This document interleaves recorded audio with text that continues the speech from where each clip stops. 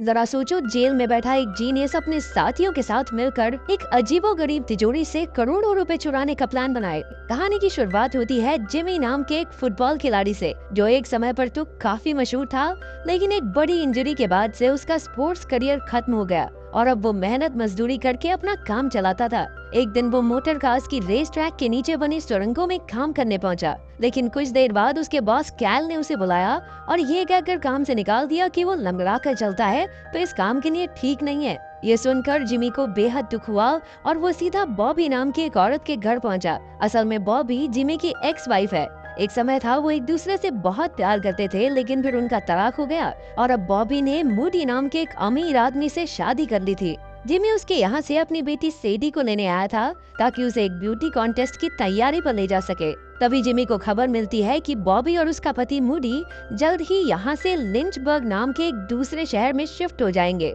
ये सुनकर वो बहुत दुखी हो गया, क्योंकि ऐसे तो वो अपनी बेटी से बहुत दूर हो जाएगा। अब उसने भी अपनी बेटी की खातिर उसी शहर में जाकर रहने का सोचा, लेकिन उसके लिए तो बहुत सारे पैसों की जरूरत है। जब उसे कोई और रास्ता नहीं दिखाई दिया तो उसने रेस ट्रैक के नीचे मौजूद पैसों के लॉकर को लूटने का प्लान बनाया। असल में रेस ट्रैक पर होने वाले मुकाबले को नैस्कार कहा जाता था, जिसे देश भर से लोग देखने आते थे। वहाँ एक अनोखा ट्यूब सिस्टम था जिसके जरिए रेस ट्रैक के स्टॉल से पैसे सीधा लॉकर में भेजे जाते थे। जिमी जानता था कि वो इस काम को अकेला तो अंजाम नहीं दे सकता, इसीलिए वो अपने भाई क्लाइड के बार में पहुंचा। क्लाइड पहले फौज में था, जिसने लड़ाई के दौरान अपनी एक बाजू खो दी थी और अब वो रिटायर होकर एक बार चलाता था। फिर जब जिमी और क्लाइड बात कर रहे थे तो वहाँ मैक्स नाम का एक आदमी आया, जो नैस्कार में एक टीम का मालिक था। उसके साथ उसके दो दोस्त भी थे और उन तीनों ने मिलकर क्लाइड की नकली बाजू का मजाक उड़ाना शुरू कर दिया। ये देखकर जिमी गुस्से से भर गया और तुरंत उन्हें बुरी तरह पीटने लगा। तभी क्लाइड ने एक शराब की बोतल उठाई और बाहर जाकर मैक्स की गाड़ी में आग लगा दी। ये देखकर मैक्स और उसके दोस्त तुरंत भागकर बाहर आए और इस घटना की वीडियो बनाने लगे, लेकिन जिमी ने तभी उनका फोन छीनकर आग में फेंक दिया। इसके बाद वो पीछे मुड़ा और अपने भाई क्लाइड से कहा, कॉलीफ्लावर। कॉलीफ्लावर असल में एक खुफिया शब्द था, जिससे जिमी एक ही सेकंड में क्लाइड को ये समझाना चाहता था कि वो कुछ ऐसा करने की फिराक में है जिसमें उसे क्लाइड की मदद चाहिए। जवानी के दिनों में भी वो इसी कोड की मदद से छोटी मोटी चोरियां किया करते थे। फिर अगली सुबह क्लाइड ने जिमी से पूछा कि आखिर क्या माजरा है। तब जिमी ने उसे बताया कि वो नैस्कार रेस ट्रैक के नीचे मौजूद लॉकर से करोड़ों डॉलर चुरा कर मालामाल होने का प्लान बना रहा है। लेकिन करोड़ों डॉलर चुराना इतना आसान थोड़ी हो सकता है, इसलिए इस काम को अंजाम देने के लिए उन्हें एक टीम की जरूरत थी। सबसे पहले उन्होंने अपनी बहन मेली को अपने साथ शामिल किया और फिर जिमी ने उन्हें इस मिशन के 10 रूल समझाए। लेकिन इन तीनों में से कोई भी लॉकर तोड़ना नहीं जानता था, इसलिए उन्होंने जो बैंग नाम के एक आदमी की मदद लेने का फैसला किया। जो बैंग एक ऐसा चोर था जो सैकड़ों बार बेहद सफाई से कई लॉकर्स खाली कर चुका था। खैर अब वो जेल में था, लेकिन जल्द ही उसकी सजा खत्म होने वाली थी। इसके बाद जिमी और क्लाइड ने उससे मिलकर उसे अपना प्लान समझाया। जिमी ने कहा कि वो खुद जेल में होने के कारण उनकी ज्यादा मदद नहीं कर पाएगा, लेकिन उसके दो भाई फिश और सैम उनकी पूरी मदद कर सकते हैं। आखिरकार जिमी ने उन्हें भी शामिल कर लिया और प्लान बनाया कि वो लोग मिलकर जो को सिर्फ चोरी के लिए बाहर निकालेंगे और फिर किसी के भी पता चलने से पहले उसे वापस जेल पहुंचा देंगे। अब उसे जेल से निकालने के लिए क्लाइड ने जानबूझकर एक स्टोर में गाड़ी घुसा दी और सजा के तौर पर उसी जेल में जा पहुंचा। अब प्लान के मुताबिक उन्हें जो और क्लाइड को जेल से निकालना होगा और बाद में बड़ी सफाई से वापस भी पहुंचाना होगा। फिर सैम और फिश ने लॉकर में काम कर रही एक औरत को चकमा देकर रेस ट्रैक के ट्यूब सिस्टम में रंग बिरंगे कॉकरोच डाल दिए, ताकि उन्हें पता चल सके कि कौन सी ट्यूब पैसों तक जाती है। उधर जब जिमी चोरी के लिए कुछ सामान इकट्ठा कर रहा था तो उसकी मुलाकात सिल्विया नाम की एक लड़की से हुई, जो स्कूल टाइम में उसके साथ पढ़ती थी। जिमी के चेहरे पर चोट का निशान देखकर सिल्विया ने उसे टेटनस का इंजेक्शन दिया। असल में वो एक एनजीओ के लिए काम करती थी, जो अमीरों के दान की मदद से लोगों का मुफ्त में इलाज किया करती। खैर इसके बाद जिमी रेस ट्रैक के नीचे मौजूद उसी कंस्ट्रक्शन साइट पर पहुंचा जहां वो काम करता था।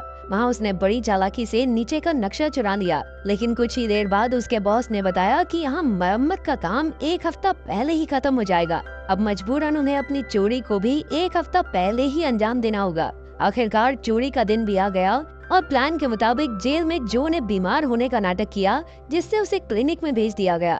वहाँ जब उसे हल्का होने जाना था तो क्लाइड वहाँ आकर उसकी मदद करने के बहाने उसे ले गया। उधर जो के ऑर्डर्स के मुताबिक जेल में कैदियों ने आपस में हाथापाई शुरू कर दी, जिससे वार्डन को अलार्म बजाकर सारे दरवाजे बंद करने पड़े। वहीं सब दरवाजे बंद होने पर जो और क्लाइड क्लिनिक में मौजूद एक खुफिया दरवाजे से बाहर निकलकर एक डिलीवरी ट्रक के नीचे छिप गए, जिसका जेल में रोज का आना जाना था। इसके बाद जैसे ही वो ट्रक एक पेट्रोल पंप पर रुका तो मेली तुरंत उसे वहाँ से भगाकर सीधा नेस्कार पर ले आई। वहीं फिश और सैम ने रेस ट्रैक की जनरेटर में धमाका कर दिया, जिससे सारी कार्ड मशीन्स खराब हो गई और अब सारी स्टॉल्स पर सिर्फ कैश चल रहा था। फिर वैसा ही हुआ जैसा जिमी चाहता था और बहुत तेजी से सारे पैसे लॉकर की तरफ भेजे जाने लगे।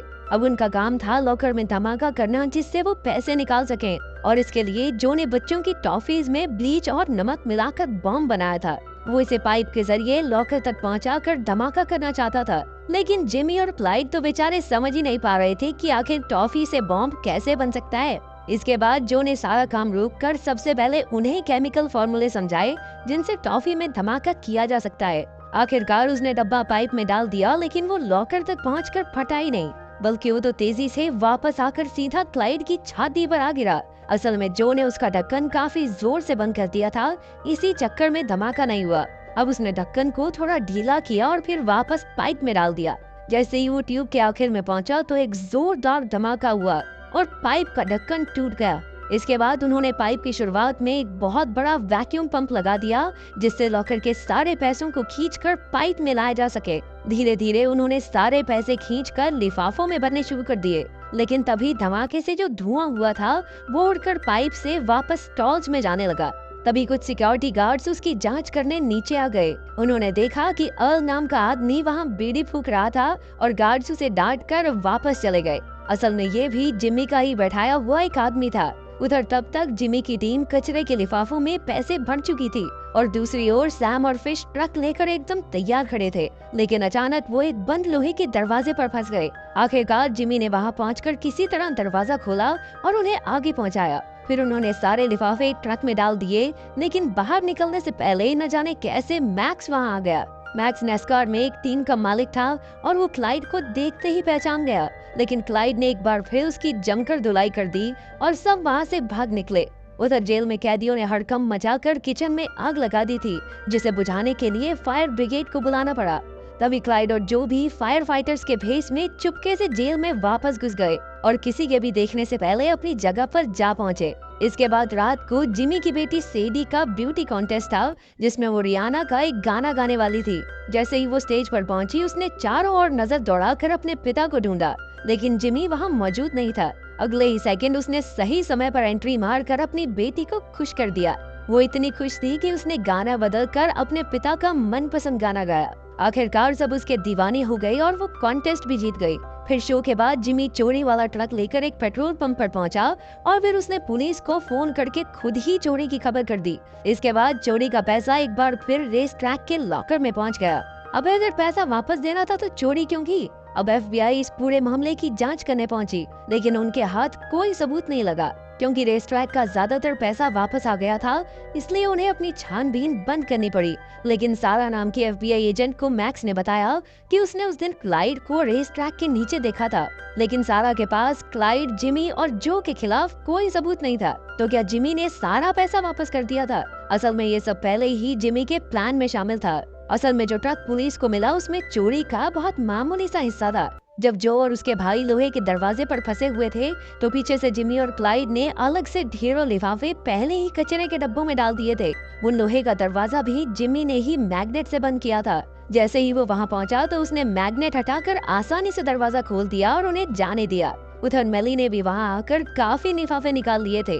इसके बाद उन्होंने सारे लिफाफों में टैकस डाल दिए ताकि वो बाद में उन्हें ढूंढ सके। आखिरकार जब मामला शांत हुआ तो उन्होंने ट्रैकर्स के जरिए कूड़ों के ढेर में जाकर अपने पैसों के लिफाफे ढूंढ निकाले। उन्होंने ये सब सारा पैसा अपने पास रखने के लिए नहीं, बल्कि इसलिए किया क्योंकि उन्हें डर था कि सैम और फिश कहीं अपना मुंह न खोल दें। आखिरकार कई मुश्किलों के बाद भी उनका प्लान कामयाब रहा। जिमी ने सारा पैसा बराबर हिस्सों में बांट दिया। फिर जब जो जेल से सजा काट कर लौटा तो उसे अपने गार्डन में पैसों से भरे कई कचरे के लिफाफे दबे हुए मिले। सिल्विया को भी अपनी NGO के लिए ढेर सारा पैसा मिला, लेकिन वो समझ गई थी कि जरूर ये जिमी की तरफ से है। उधर जिस कैदी ने जेल में लड़ाई शुरू की थी, उसे भी लिफाफे भर के पैसे मिले। वहीं लॉकर में काम करने वाली औरत को भी केक का डब्बा भर के पैसे पहुंचाए गए। आखिरकार जिमी उसी नए शहर में काम करने लगा जहां उसकी पत्नी सेडी को ले गई थी। जिमी और सिल्विया का आपस में टांका भिड़ चुका था, तो वो दोनों